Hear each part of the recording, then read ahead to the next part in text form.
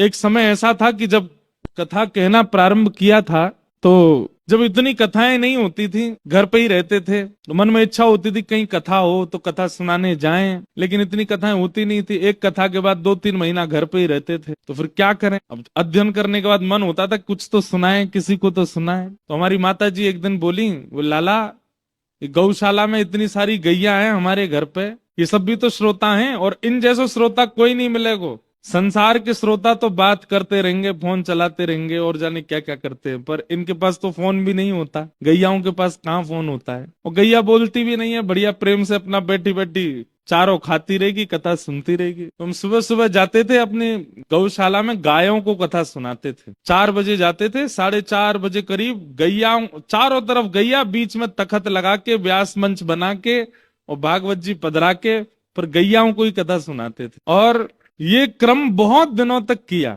आज उन्हीं गैया की कृपा है कि हम अब हर दिन ठाकुर जी की कथा कहने कहीं ना कहीं जाते हैं। लेकिन आज भी याद आता है, उन जैसा श्रोता हमको मिला नहीं। कितनी बार तो ऐसा होता बाबा कि कथा के बीच में कोई गैया ब्याह भी जाती, तो फिर हम नंदोत्सव मनाते थे। पूछते थे ग्वारिया बाबा से, कौन भयो, लाला भयो कि लाली भाई?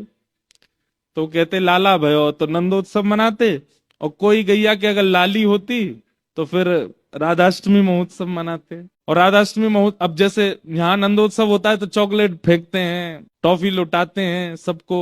गैयान के बीच में क्या करें, तो गुड़ लेके आते थे छोटे छोटे। तो नंदोत्सव के दिन गुड़ के लड्डू, छोटे छोटे गुड़, और या फिर दलिया बनवाते, दलिया बनवा फिर गैयाओं का उत्सव करते थे। बहुत आनंद आता था। क्या